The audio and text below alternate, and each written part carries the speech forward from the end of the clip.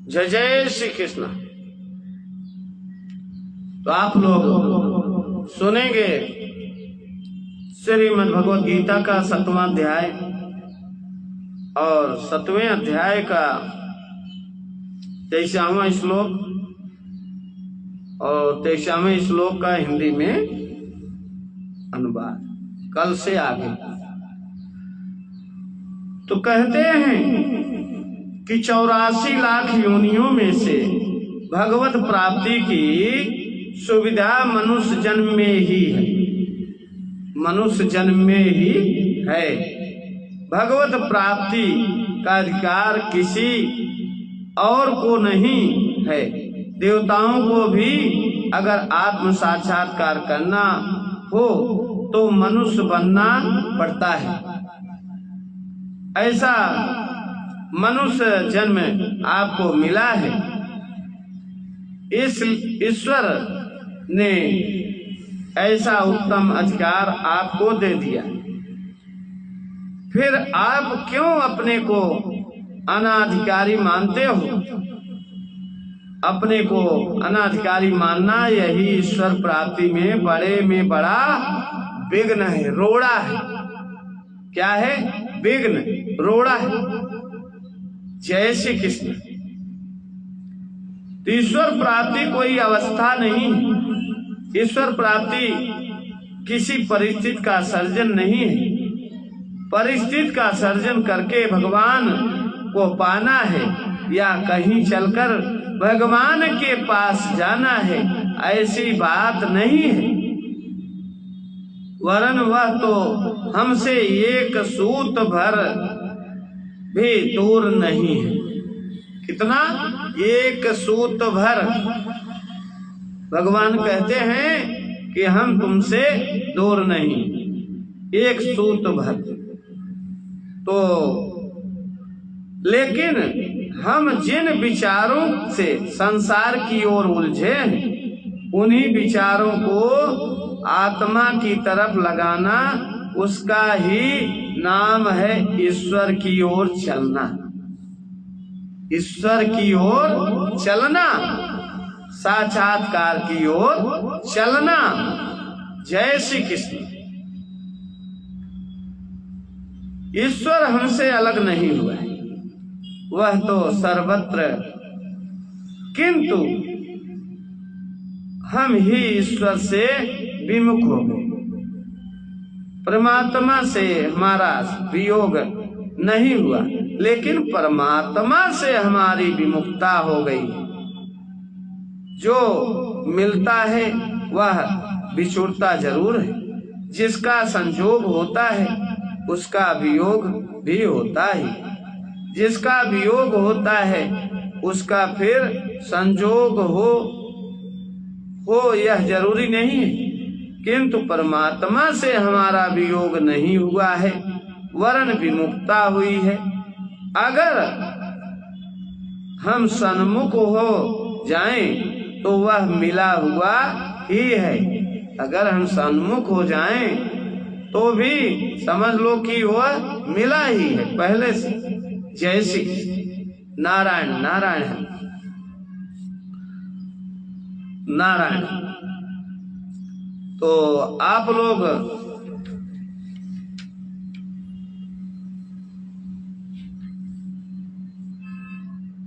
सुन रहे हैं श्रीमद् भगवद गीता का 7वां अध्याय। तो कहते हैं एक माई थी, उसने 3.5-4 तोले सोने का बढ़िया हार पहन रखा था। सुबह आटा पीसते समय हार आगे झोल कर विक्षेप कर रहा था।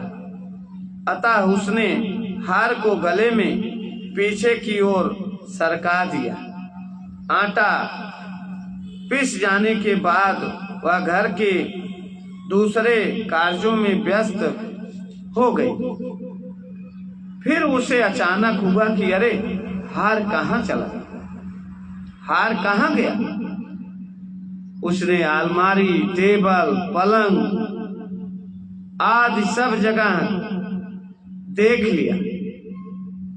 कईयों से पूछा कि मेरा हार देखा है? सबने कहा नहीं,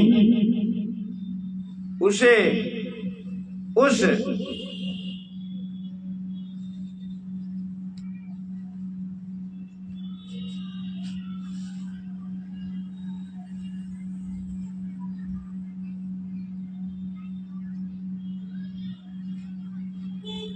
उस टोले में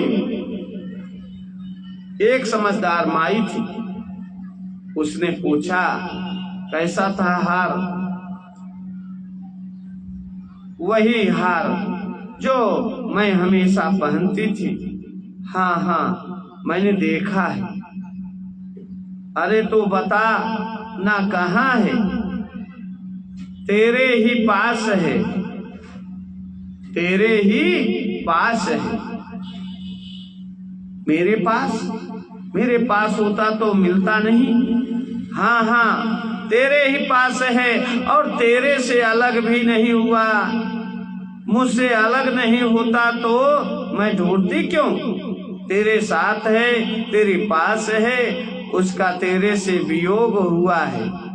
क्या हुआ है? वियोग हुआ ही नहीं है, वियोग हुआ ही नहीं।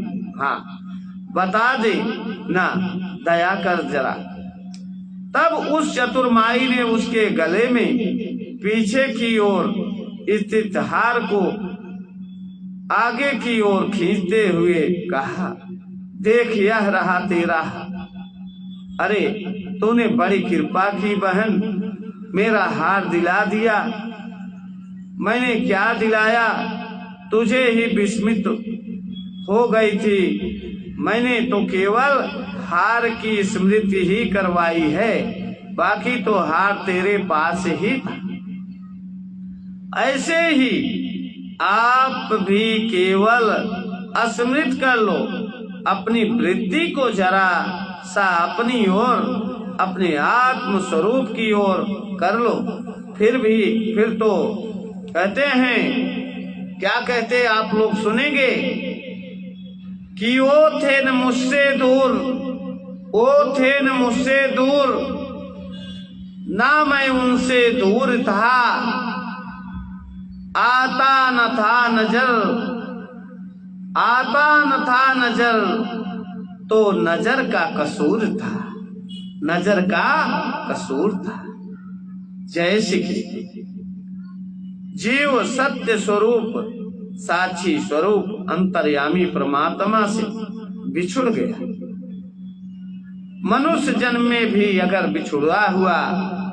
बिछुड़ा ही रहा तो फिर किस जन्म में उसे पाएगा? गधा योग नहीं कर सकता और भैंस भागवत नहीं सुन सकती। 84 लाख योनियों में से ऐसा कोई शरीरधारी नहीं है जो तत्व ज्ञान को विचार कर सके, तत्व ज्ञान का विचार कर सके। केवल एक ही मनुष्य है जो तत्व ज्ञान का विचार करके सत्य को पा सकता है। और सत्य इतना सरल है, इतना सहज है, इतना सुलभ है और इतना निकट है कि आप उसको हटाना चाहो तो भी हट नहीं सकता। तो आप अगर भगवान को अपनी ओर से हटा देना चाहो तो आपके बस की बात नहीं है, और भगवान हट जाना नहीं चाहते तो भगवान के बस की बात भी नहीं है। भगवान हट जाना चाहे तो भगवान के बस की बात नहीं है। ऐसा वह भगवान है। तो ईश्वर चाहे तो भी आपसे जुदा नहीं हो सकता और आप चाहो तो भी उससे जुदा नहीं हो सकते, लेकिन हम लोग उससे विमुख हो गए हैं। बस सन्मुख होने से लाभ है और विमुख होने से घाटा है। जय श्री कृष्ण। तो आप लोग सुन रहे थे श्रीमद् भगवत कथा, बहुत ही अच्छा प्रसंग चल रहा था। और आप लोगों को अच्छा लगे तो ज्यादा से ज्यादा सब्सक्राइब करेंगे। इसलिए हम अपनी वाणी को यहीं विराम देते हैं और कल फिर आएंगे। जय श्री कृष्ण। नारायण हरि, नारायण हरि।